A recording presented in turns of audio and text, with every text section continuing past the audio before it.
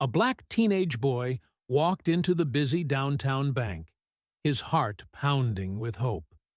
In his hands was an envelope filled with cash, money saved from birthdays and small jobs. Today was important. He was here to open his very first bank account. The sunlight shone through the glass doors, lighting up the polished floors and the faces of the customers inside. He took a deep breath, straightened his jacket, and approached the counter with a quiet smile. But as soon as the white bank manager saw him, her face hardened.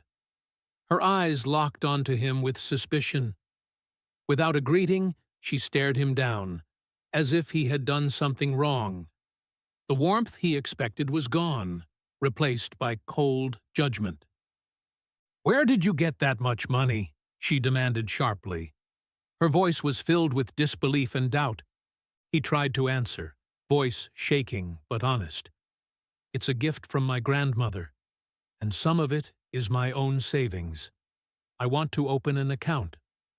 The manager laughed bitterly, loud enough for everyone to hear. "Yeah, right. We don't take kindly to people trying to scam us." The customers nearby stopped what they were doing and turned to watch. The boy's confidence started to crumble. Fear and confusion crept into his eyes. Before he could say another word, the manager grabbed the phone. "I'm calling the police," she said coldly. "There's a kid here trying to deposit stolen money." Whispers filled the room. The boy's hands clenched the envelope tighter as he pleaded, "Please, I didn't do anything wrong. Let me call my dad." She ignored him and pressed the phone buttons. Moments later, the sound of police footsteps echoed in the lobby. Everyone watched silently as the boy, full of hope just moments before, faced humiliation and accusation. Alone and afraid, in a place where he only wanted to belong. He had been waiting for this day for weeks.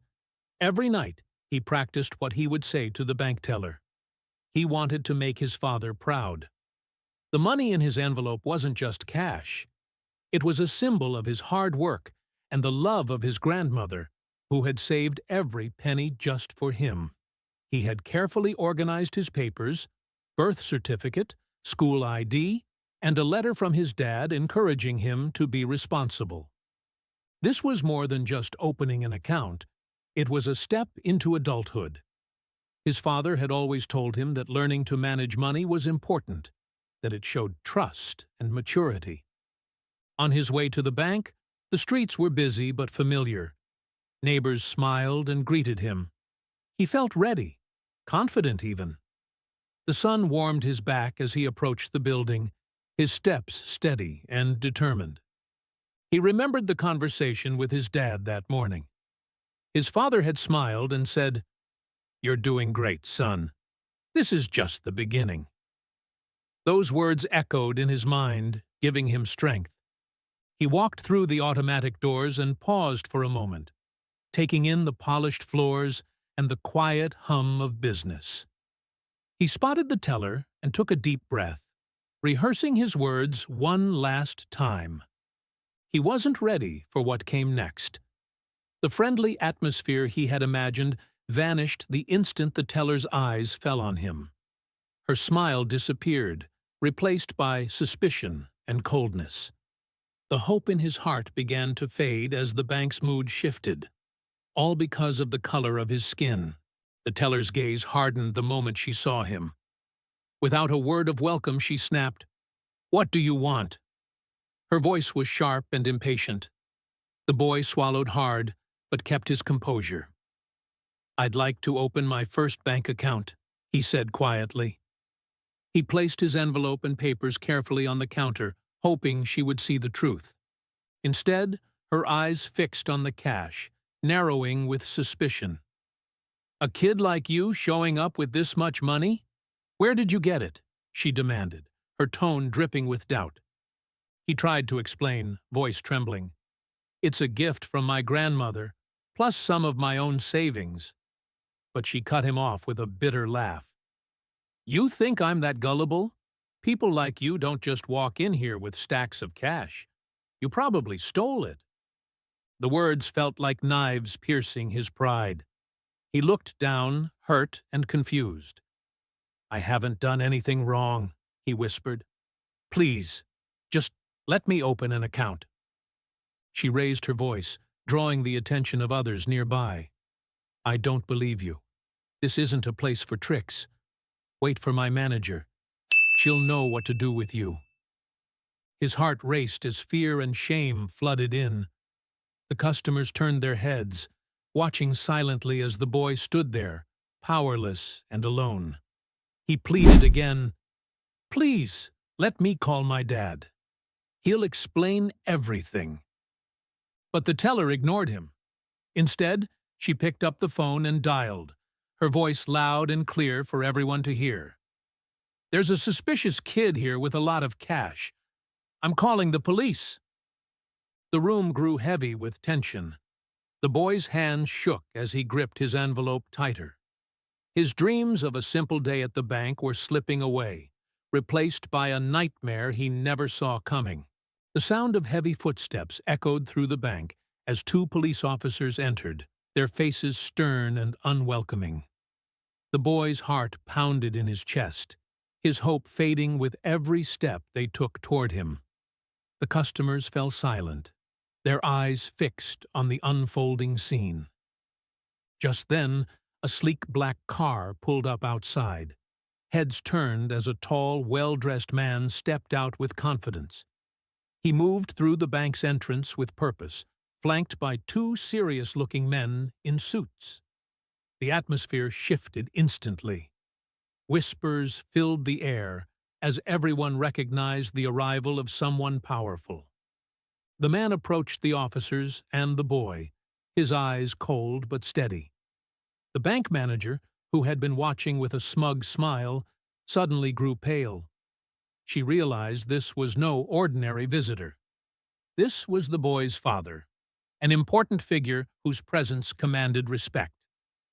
The officers hesitated, glancing between the boy and the man. The powerful father's calm but firm voice cut through the tension. "My son is innocent," he said. "I need a full explanation of what's happening here." The bank manager struggled to maintain her composure as she faced the man who owned much of the bank. The crowd sensed the change in power, and the whispers turned into nervous murmurs. The boy's father looked directly at the teller and manager, his gaze sharp and unwavering. The air felt thick with anticipation, as if the entire bank was holding its breath, waiting to see what would happen next. The man's voice filled the room with authority as he demanded answers. He produced documents proving that his son's money was legitimate, a gift from his grandmother and the boy's own savings. The bank manager tried to defend herself, but her words sounded weak and uncertain against the weight of his presence. With a cold stare, he revealed that he was not just any customer. He was a major owner of the bank itself.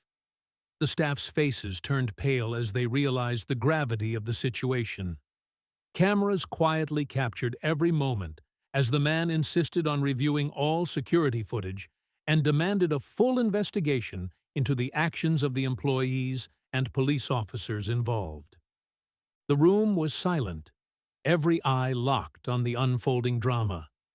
Customers recorded videos on their phones, sharing the scene in real time.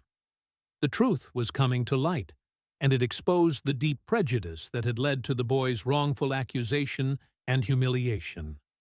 The father's legal team coordinated with the bank's chairman, calling for swift and decisive action. The manager who had accused the boy could no longer hide behind her position. The powerful message was clear. Racism and injustice would not be tolerated here. As the evidence was presented, the staff grew visibly uneasy. The weight of their mistake pressed down on them, and the bank's reputation hung in the balance. The power shift was undeniable. The boy's family now controlled the narrative, turning shame and accusation into public accountability. The bank manager was immediately suspended from her duties, her face pale and trembling as the news sank in. The police officers who had handcuffed the boy without checking his documents were ordered to issue a formal apology and face an internal review. The father's firm stance sent a clear message. Discrimination would have serious consequences. Outside, news of the incident spread quickly. Social media erupted with videos and messages condemning the wrongful treatment of the black teenager. Hashtags demanding justice and equality trended across platforms, drawing national attention to the case. The bank announced an emergency training program focused on cultural awareness and anti-bias education for all employees. New policies were introduced to ensure no one else would face similar humiliation. Customers saw the change, and community leaders praised the swift response. In a powerful statement, the father declared, "No child should ever be judged by the color of their skin. We will stand strong against injustice and make sure this never happens again." His words echoed the hopes of many, inspiring others to speak out and demand fairness. The boy, once broken and afraid, began to regain his confidence. Standing beside his father, he felt a renewed sense of pride. The story had become more than a personal struggle. It was a symbol of hope and change for an entire community. That evening, the boy sat quietly beside his father in their warm, softly lit living room. The day's events had left deep wounds, wounds that would take time to heal. He looked out the window, his mind swirling with questions and emotions he barely understood.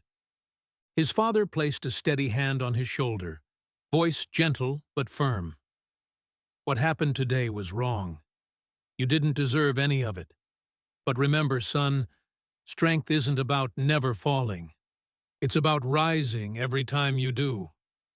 The boy nodded slowly, feeling the weight of those words settle in his heart. "Why do people judge me by my skin color?" he asked softly. "That's prejudice," his father explained. "It's an unfair fear some people carry, making them treat others badly without reason. But you have the power to change that. Your courage today is the first step." In the days that followed, the story spread across the city. News outlets ran the footage, showing the injustice and the powerful response. Community leaders spoke out, organizing rallies and discussions about racial equality and fairness. Schools invited the boy and his family to share their story, inspiring others to stand against discrimination. The bank publicly apologized, promising lasting reforms. The boy's experience sparked a wave of change, new policies, trainings, and a renewed commitment to justice. Months later, the boy returned to the bank. This time, he walked confidently through the doors, holding his new bank card. The smiles he received were genuine. He was no longer just a victim, but a symbol of hope and resilience. As he looked ahead, the boy knew the road wasn't easy, but with his father by his side and his own determination burning bright, he was ready to face whatever came next. His story was no longer just about pain. It was about triumph, courage, and the promise of a better future for all.